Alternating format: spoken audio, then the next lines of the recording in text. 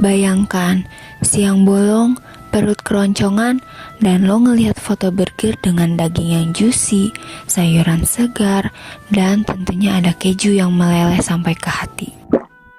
Tapi, pas abang ojolnya datang dan lo buka bungkusnya, dagingnya seiprit, sayurnya layu, kayak gak disiram sebulan. Udah gitu packagingnya penyok lagi, kayak habis dilindas truk. Makanya jangan gampang baper dari foto. Selamat datang di Ngiler dari Bungkus. Gue, Salma, dan Anas bakal bedah tuntas kenapa packaging Jepang itu jujur. Sedangkan Indonesia, dimaafin aja deh.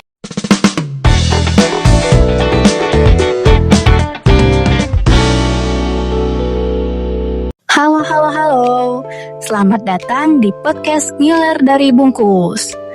Podcast yang ngobrol santai, tapi tetap berbobot.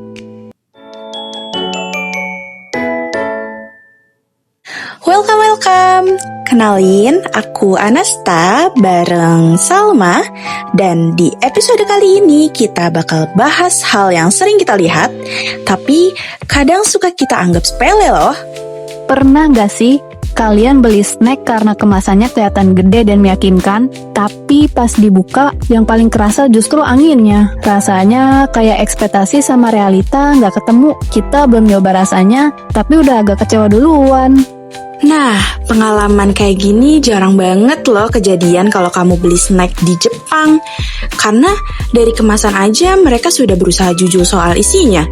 Mulai dari ukuran, tampilan, sampai gambarnya, semuanya dibuat sedekat mungkin dengan isi aslinya. Jadi, hari ini kita bakal ngobrol soal alasan kenapa packaging makanan Jepang itu dibuat sedemikian rupa, semenarik itu, dan seakurat itu. Dan biar obrolannya makin seru, kita nggak cuma berdua loh. Soalnya di studio kita sudah kedatangan 2 narasumber. Kita kenalan dulu nggak sih? Yang pertama, ada narasumber pertama. Nah, narasumber pertama kita ini tertarik dengan desain visual dan juga budaya Jepang, terutama yang berkaitan dengan tampilan dan estetika dalam kehidupan sehari-hari. Salam Kaulan. Hai, halo, konnichiwa. Ngomongin soal desain visual bidangku banget tuh. Nah, ada satu lagi nih narasumber kita. Dia tuh suka banget ngamatin budaya konsumsi orang Jepang, mulai dari memilih produk sampai akhirnya membeli produk tersebut. Halo Kariska, gimana nih kabar dompetnya? Masih aman nggak? konnichiwa Mina. Aduh, kalau ngomongin dompet, ya pasti bikin nangis. Dimanapun ya, yang berbau Jepangan itu pasti langsung kebeli. Betul banget sih Kariska. Nah, kita mulai dari kesan pertama dulu ya. Kalau kalian lihat makanan Jepang di rak toko atau konbini, hal apa sih yang paling langsung kelihatan dari packagingnya? Kayak apa yang bikin mata langsung berhenti dan akhirnya tangan refleks pengen ngambil tuh apa-apa? Oke, kalau menurut aku ya, yang paling kelihatan itu tuh keakuratannya. Bahkan buat snack kecil sekalipun, desainnya itu tuh tetap rapi dan informatif. Nggak asal tempel gambar atau tulisan gitu. Kelihatan banget deh kalau kemasannya itu tuh dipikirin dengan matang. Wah, iya bener banget Kak. Bahkan kadang ya, belum tahu rasanya gimana, tapi kita tuh udah kepikiran duluan buat beli.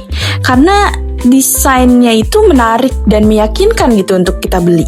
Menariknya, di Jepang itu memang ada budaya visual makanan yang kuat. Orang-orang terbiasa melihat dulu sebelum memutuskan untuk membelinya. Jadi, tampilan visual itu punya peran yang besar sejak awal, bukan hanya pelengkap saja. Oh iya, aku jadi inget nih, di Jepang kan ada budaya makanan palsu atau shokuhin sampuru. Nah, replika makanan yang super realistis itu tuh juga masih berhubungan ya? Yap, betul banget. Budaya itu sudah ada sejak sekitar tahun 1920-an. Nah, itu tuh tujuannya supaya orang bisa melihat makanan itu sendiri sebelum membeli. Dan kebiasaan itu juga kebawa loh sampai sekarang. Jadi sebenarnya dari dulu, orang Jepang itu udah terbiasa menilai makanan lewat tampilan visualnya. Dan pola pikir ini tuh akhirnya tuh mempengaruhi desain packaging makanan modern mereka. Visual tuh bukan cuma sebagai pemanis saja, tapi juga sebagai alat komunikasi. Oh, berarti packaging itu bukan cuma soal lucu atau estetikanya ya, tapi juga komunikatif, kayak ngobrol sama konsumennya. Iya betul, biasanya tuh dari kemasan kita udah bisa kebayang isinya tuh seperti apa, porsinya kayak gimana, bahkan tekstur atau rasa utamanya juga. Semua itu tuh disampaikan secara visual. Menarik sih, ternyata kesan dari kemasan bisa sedalam itu pengaruhnya. Jadi, nggak cuma soal tampilan luar aja. Oke, ngomongin soal tampilan, warna di packaging makanan Jepang juga kelihatan khas banget ya. Kayak ada polanya sendiri gitu ya. Yes, biasanya warnanya tuh disesuaikan dengan rasanya juga. Contohnya nih, matcha identiknya dengan warna hijau. Strawberry itu dengan warna pink atau mungkin juga merah, tapi biasanya merah muda lah ya. Kemudian juga coklat ya pasti warnanya coklat lah atau mungkin coklat tua. Jadi secara visualnya konsumen itu langsung ngerti rasanya kayak apa tanpa perlu baca penulisan rasanya seperti itu. Oh iya ya, kalau diperhatiin warna-warnanya juga jarang berlebihan gak sih? Kayak nggak terlalu mencolok atau random gitu. Tapi kesannya tuh tetap kalem gitu. Karena tujuannya bukan cuma menarik perhatian, tapi juga membangun kepercayaan untuk konsumen. Warna harus sesuai dengan rasa dan juga isi produk, biar ekspektasi konsumen itu nggak melenceng. Nah, ngomongin soal kepercayaan, ini menarik sih. Soalnya ada fakta unik. Banyak snack Jepang itu isinya sesuai banget sama gambar di kemasannya. Aku juga pernah baca nih, snack di Jepang itu sering punya bentuk dan ukuran yang mirip dengan foto di kemasannya karena konsumen Jepang itu sangat menghargai akurasi dan produsen-produsen di sana itu sadar akan hal itu. Oh, berarti jarang ya yang namanya gambar ekspektasi, tapi isinya beda jauh sama realitanya. Nah, di Jepang sendiri, kalau packaging dianggap menyesatkan atau beda dari aslinya, kepercayaan ke merek itu bisa langsung turun loh, dan itu juga sangat fatal. Makanya visual di kemasan tuh dibuat realistis, biar konsumen gak merasa dibohongin, dan pengalaman yang didapat sesuai dengan yang dijanjikan. Satu hal lagi yang menurut aku menarik banget nih, kalau kita perhatiin, tulisan di packaging Jepang itu informatif, bukan cuma hiasan, tapi bener-bener kepake buat konsumen. Betul. Di Jepang itu mereka kayak lebih fokus tuh ke transparansi. Jadi tanpa label ABCD pun tuh orang-orang tuh tetap bisa tahu kalau ini tuh makanan sehat atau enggak. Karena tabel nutrisinya tuh ditulis detail dan jujur. Nah, itu yang bikin konsumen ngerasa dipercaya, kayak dikasih data lengkap, terus bebas mutusin sendiri, bukan disuruh percaya sama satu label doang. Oh iya, aku juga sering lihat ada logo biru di beberapa snack Jepang. Itu tuh apa sih sebenarnya? Itu namanya low carbo. Itu singkatan dari low carbohydrate. Biasanya tuh nandain kalau snack itu tuh rendah karbohidrat dan gula. Jadi orang yang lagi jaga pola makan bisa langsung ngeh. Menariknya, logo itu simple tapi efektif. Sekali lihat, langsung paham, tanpa harus baca penjelasan yang panjang-panjang itu. Wah, berarti bukan cuma isi tulisannya ya, tapi cara penyampaiannya juga penting. Bener banget, bahkan ada penelitian yang bilang kalau jenis huruf di kemasan tuh bisa ngaruh ke persepsi rasa.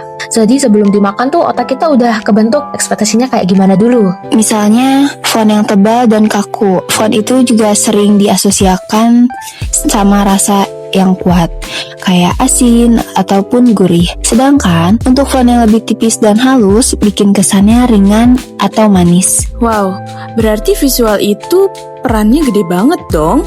Iya dong, karena pengalaman makan itu nggak mulai dari lidah aja, tapi dari mata, dari warna, dari tulisan, sampai dari font yang dipilih. Jadi, bisa dibilang, sebelum makanan masuk ke mulut, otak kita itu udah merasakan dulu lewat visualnya, lewat apa yang kita lihat. Dan itu juga yang bikin packaging Jepang kerasa niat dan juga terpikirkan.